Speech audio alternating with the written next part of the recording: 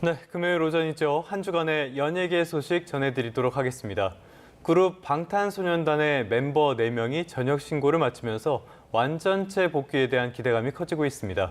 한편 가수 보아를 모욕하는 낙서가 서울 강남 한복판에 등장해 논란이 일기도 했습니다. YTN 스타 오지원 기자와 함께 자세한 내용 짚어보겠습니다. 어서 오세요. 어서 오십시오. 안녕하세요. 많은 분들이 기대하는 시간인데 대선 전국 때문에 한동안 못 뵀습니다. 자, 첫 소식부터 살펴보도록 할게요. BTS 방탄소년단의 멤버들이 잇따라서 전역을 하고 있네요. 전역 현장 분위기 어땠습니까? 네, 멤버 4명 모두 각 부대 안에서 공식적인 전역식을 진행한 뒤 별도의 장소로 이동해서 취재진과 팬들을 만났는데요. 부대가 달랐던 RM과 B는 강원 춘천에서 모였고 동반 전역한 지민과 정국은 경기 연천의 공설운동장의 모습을 드러냈습니다. 현장에는 팬들이 보낸 축하 현수막과 버스가 가득해 마치 축제 같은 분위기였습니다. 새벽 이른 시간부터 각국의 팬들이 몰려들었고 멤버들이 등장하자 크게 환호하며 전역을 축하했습니다. 그중 가장 눈에 띈 건 RM의 등장이었습니다. 군악대에서 복무했던 RM이 애니메이션 명탐정 코난의 OST를 색소폰으로 연주하면서 취재진 앞으로 걸어온 건데요. 전투복 차림에 선글라스를 쓴 모습이 유쾌한 분위기를 자아냈습니다. 더불어서 옆에 있던 B도 리듬에 맞춰 몸을 흔들면서 RM과 발걸음을 맞췄습니다. 짧게 저녁 소감을 밝히는 자리도 마련됐는데요. 두 사람 모두 기다려준 팬들에게 감사 인사를 여러 차례 전했습니다. 그중 B는 조금만 더 기다려주시면 정말 멋있는 무대로 돌아오겠다면서 컴백을 언급하기도 했습니다. 지민과 정국은 취재진 앞에 서자 어색하고 쑥스러운 표정을 감추지 못했습니다. 두 사람 역시 팬들뿐만 아니라 선우임, 동료들에게 고마움을 표현했고요. 그려나가던 그림을 계속 그려나가겠다는 말로 복귀에 대한 의지도 내비쳤습니다. 특히 이 자리에서 지민이 군대가 쉽지 않은 곳이라면서 길에서 군인을 보면 응원해달라고 국민에게 남긴 당부가 화제가 되기도 했습니다. 네, 멤버 4명 모두가 전역 직후에 용산 하이브 사옥에서 라이브 방송을 진행했다고 하던데 팬들과 어떤 이야기 나눴나요? 네, 이 라이브 방송에서 멤버들은 각자 군 생활에 대한 이야기를 자세히 전했습니다. 연예인으로서 훈련소에서 동기들과 지내면서 느낀 점이나 자대 배치를 받고 전입한 뒤의 감정, 체중이 늘어서 감량을 시도 중이라는 이야기 등을 진솔하게 털어놨습니다. 복귀 계획을 직접 언급할지 일찍이 관심이 주목됐지만 자세한 언급은 없었습니다. 다만 빨리 무대로 돌아오고 싶고 활동 의지가 크다는 뜻을 여러 차례 강조했습니다. 전역 후 처음 진행하는 라이브 방송이다 보니 팬들의 관심이 온라인과 오프라인에서 모두 상당했는데요. 네. 소속사 하이브에 따르면 두 라이브 방송의 실시간 총 재생 수는 1,580만 회였고 예. 이틀간 하이브 사옥 앞에 직접 방문한 팬도 약 4천 명으로 추산됩니다. 야, 재생수 1,580만 회. 부럽네요. 이렇게 열기가 뜨거우면은 항상 걱정이 되는 게 현장에서 사건, 사고가 없을까. 이번엔 어땠습니까? 네, 방탄소년단의 이번에는 현장에 몰린 팬들이 서로 시야를 가리지 말라면서 목소리를 높이거나 하는 등의 작은 해프닝은 있었지만 다행히 큰 사고는 없었습니다. 그래도 혹시 모를 안전사고 발생을 우려해 멤버 지민이 라이브 방송 도중에 귀가를 당부하기도 했습니다. 다만 정국이 전역한 날 밤에 정국의 자택에서 사건이 있었는데요. 30대 중국인 여성이 정국의 자택을 찾아와 현관 비밀번호를 누르면서 주거 침입을 시도하다 경찰에 붙잡힌 겁니다. 현행범으로 체포된 이 여성은 전역한 정국을 보러 한국에 왔다고 진술한 것으로 알려졌습니다. 경찰은 현재 구체적인 사건 경위를 조사 중입니다.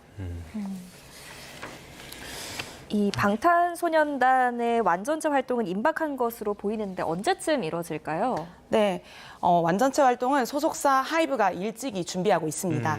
예. 이미 지난 3월 하이브의 이재상 CEO가 최상급 작곡가들과 논의하며 준비하고 있다고 언급하기도 했습니다. 다만 오는 21일 휴가까지 소집 해제를 한 뒤에 멤버들은 본격적으로 완전체 활동 준비에 돌입할 것으로 보입니다. 새 앨범 발매 시기는 구체적으로 밝혀진 바는 없습니다. 입대 전에는 올해가 방탄소년단의 앨범 화양연화가 발매된 지 10주년이 되는 해라 이를 기념하는 의미를 더해 완전체 앨범이 멤버들의 전역 직후에 빠르게 나올 것이라는 기대가 컸는데요. 예. 최근에는 내년에 앨범이 발매될 것이라는 전망이 우세합니다. 새 앨범 작업 기간을 고려해야 하는 데다가 멤버 슈가가 대체 복무 기간 중 전동 스쿠터 음주운전 사건으로 논란에 휘말렸던 점이 리스크로 작용해서 빠르게 복귀하는 데 부담을 느낄 수 있다는 의견입니다. 알겠습니다. 내일까지 데뷔 12주년 기념 행사도 진행된다고 하니까 많은 팬들의 기대감이 있을 것 같습니다. 다음 소식 살펴볼까요? 가수 보아를 비방하는 낙서가 서울 강남역 일대에서 번지고 있다. 어떤 상황입니까? 네, 최근 온라인 커뮤니티에는 서울 강남역 일대에 곳곳 발견된 낙서 사진이 올라왔습니다. 낙서는 가수 보아를 모욕하는 내용이었는데요. 여러 낙서의 필체가 비슷한 점으로 미루어 볼 때 한 사람의 소행이라는 의혹까지 번졌습니다. 이 사실이 알려지면서 보아의 팬들이 현장을 찾아가 자발적으로 낙서를 지웠고 소속사 SM엔터테인먼트와 수사기관에 신고도 했습니다. 지난 수요일 SM은 이 낙서에 관한 고소장을 제출했습니다. SM은 명백한 범죄 행위라면서 어떠한 선처 없이 원칙대로 강경하게 대응할 것이라고 밝혔습니다. 아직은 경찰 조사가 진행 중입니다만 이 낙서를 한 피해자의 처벌 가능성에 관해 박성호 변호사 인터뷰 들어보시겠습니다. 낙서 내용에 SM 보아라고 확실하게 특정되어 있고 이 사람을 비방할 목적으로 부정적인 단어를 쓴 것으로 보이기 때문에 법리적으로는 형법상의 모욕죄에 해당할 것 같습니다. 형법에서 정하고 있는 모욕죄는 1년 이하의 징역이나 금고 또는 200만 원 이하의 벌금으로 처벌하고 있는데요. 보아 씨와 관련된 낙서 내용이 수위가 다소 높고 강남역 일대뿐만이 아니라 다른 지역에서도 같은 범죄 행위를 반복했다면 징역형이나 징역형의 집행유예 정도의 처벌이 충분히 가능할 것으로 보입니다. 네, 이번 사건과 관련해서 변호사 의견까지 들어보고 왔고요. 다음 주제로 한번 넘어가 보겠습니다. 지난 월요일 개그맨 이경규 씨가 약물을 복용하고 운전을 했다가 도로교통법 위반 혐의로 경찰 조사를 받고 있다는 소식이 전해졌는데요. 일단 이경규 씨는 지금 혐의를 부인하고 있는 중인 거죠? 네, 그렇습니다. 서울 강남경찰서는 도로교통법 위반 혐의로 이경규 씨에 대해 입건전 조사를 진행했습니다. 이경규 씨는 지난 일요일 오후 2시경 서울 강남 일대에서 주차관리요원의 실수로 다른 사람의 차를 몰고 이동했다가 출동한 경찰에 의해 조사를 받게 됐는데요. 약물 간이 시약 검사에서 양성 반응이 나온 것으로 알려졌습니다. 예. 이경규 씨는 YTN 스타와의 전화 통화에서 양성 반응이 나온 것은 복용 중인 공황장애 치료약과 감기약 때문이라고 직접 해명했습니다. 그는 술을 마신 것도 다른 불법 약물을 복용한 것도 아니다라고 강조하면서 혐의를 강력히 부인했습니다. 다만 경찰은 도로교통법상 처방받은 약이라도 운전에 지장을 줄 상황이었다면 처벌이 가능하다는 입장입니다. 이에 CCTV 영상과 관련자 진술을 바탕으로 조사를 진행할 계획입니다. 과거 사례를 보면은 비슷한 사례에서는 불송치 처리되고 이런 일들이 있었으니까 이번 상황 어떻게 전개가 되는지 좀 봐야겠고요. 다음 소식도 한번 살펴볼까요? 넷플릭스의 유명한 시리즈죠. 오징어 게임. 시즌 3가 나온다고요. 어떤 이야기들이 있습니까? 네, 비영어권 최초 에미상 6관왕에 빛나는 오징어 게임의 세 번째 시즌이 오는 27일 공개됩니다. 인간의 밑바닥에 자리 잡은 내면을 드러내 호평을 받았던 만큼 이번 시즌에서도 여러 캐릭터가 인간성 부재라는 주제를 그릴 예정입니다. 이에 앞서 진행된 제작 발표회에는 황동혁 감독을 비롯해 주연 배우 이정재 씨, 이병헌 씨, 임시완 씨, 강하늘 씨, 박성훈 씨 등이 참석했는데요. 이날 황 감독은 세 번째 시즌에서 그려질 주인공 성기훈과 프론트맨의 대결의 끝을 예고했습니다. 또 황 감독은 새로운 게임이 등장할 것이라고 귀띔했고 이병헌 씨는 클라이맥스와 결말이 있다고 밝혀 기대를 모았습니다. 네. 오징어 게임 팬분들 이제 계속 반가운 소식 전해드리고 있는데요. 이번에는 영화계 소식입니다.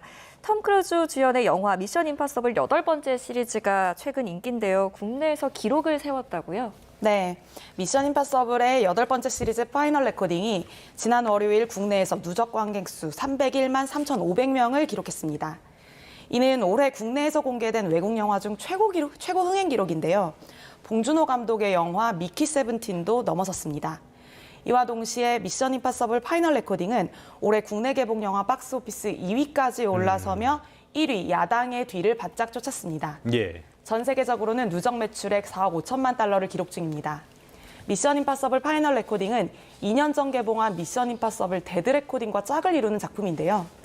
인공지능 엔티티가 자가 발전을 거듭하면서 인류 전체를 위협하는 존재로 커버리자 이선 헌트와 동료들이 엔티티를 제거하기 위해 나서면서 벌어지는 이야기를 그립니다. 시리즈 8번째 작품인 이 영화에는 톰 크루즈와 함께 헤일리 에델, 빅 라메스, 사이먼 페그 등이 출연했고 크리스토퍼 맥쿼리 감독이 연출했습니다. 네. 알겠습니다. 오늘 여기까지 듣도록 하겠습니다. 지금까지 YTN 스타 오지원 기자와 함께했습니다. 잘 들었습니다. 고맙습니다. 감사합니다.